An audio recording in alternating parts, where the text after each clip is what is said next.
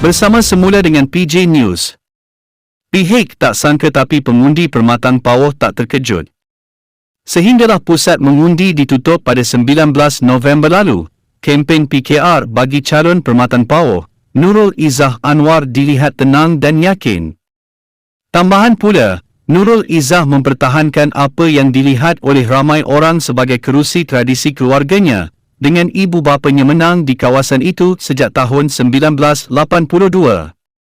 Tidak seperti beberapa pilihan raya sebelum ini yang ditandingi kedua ibu bapanya di sana, di mana tentangan daripada pihak lawan jelas kelihatan. Kempen di kawasan Tanah Besar Pulau Pinang itu kali ini berbeza.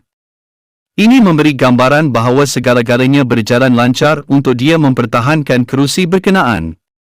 Tetapi apabila semakin banyak jumlah undi masuk dari pusat mengundi malam itu, mesej mula diterima bagi menggesa penyokong mendoakan Nurul Izzah. Sekitar tengah malam, keputusan disahkan. 40 tahun selepas mereka mengundi Anwar Ibrahim, pengundi Permatang Power kali ini menyingkirkan anak perempuannya di kerusi berkenaan. Kemenangan itu diraih tokoh yang agak tidak dikenali di peringkat nasional, iaitu seorang pemimpin PAS tempatan dan pendakwah, Muhammad Fawaz Muhammad Jan yang menang dengan majoriti 5,272 undi.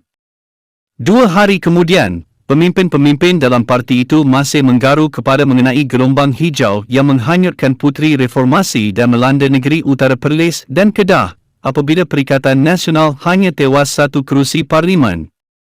Fawaz memperoleh 37,638 undi berbanding Nurul Izzah yang mendapat 32,366 undi.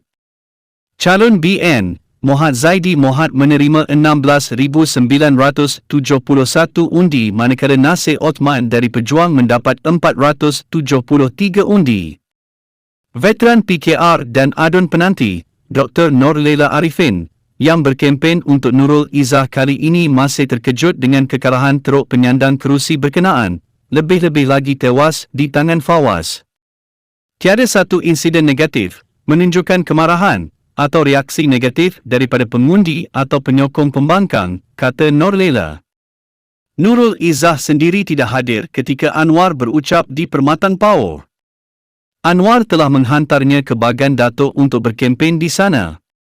Norlela berkata, semasa kempen, petugas kempen Nurul Izzah juga tidak menyentuh mengenai PAS dan PN. Mereka hanya menjawab serangan Zaidi dari BN dan gagal menyedari sokongan kepada PN semakin merebak dalam keadaan tenang.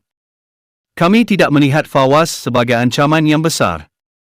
Apa yang saya ingin katakan ialah PAS mempunyai pengaruh yang besar di semua masjid dan pengundi masyarakat Melayu khususnya telah terpengaruh ke tahap yang lebih besar, tambahnya.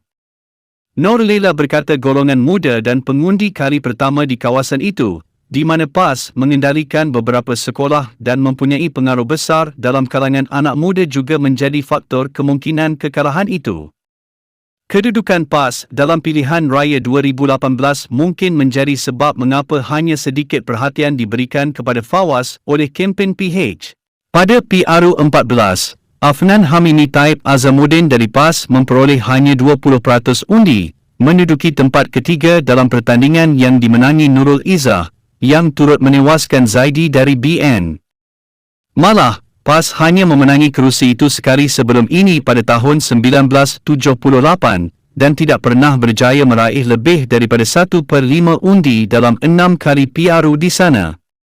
Pengundi yang ditemui Malaysia kini di Permatang Power semalam bagaimanapun tidak terkejut dengan keputusan itu. Seorang penduduk di Taman Haji Amin berkata beliau dan jirannya sudah muak dilihat sebagai bank undi untuk keluarga Anwar selepas mengundi mereka selama hampir 40 tahun. Mereka juga sudah bosan mempunyai wakil rakyat dari Kuala Lumpur yang mereka katakan lebih sukar untuk dihubungi berbanding dengan orang dari kawasan mereka. Nurul Izzah bertanding di Permatang Power buat kali pertama pada tahun 2018. Selepas berkhidmat selama 2 penggal sebagai ahli Parlimen Lembah Pantai di Kuala Lumpur, tempat dia menetap. Pengundi yang enggan namanya didedahkan itu berkata, calon PN, Fawaz menang di kerusi itu kerana dia anak tempatan Permatang Pasir.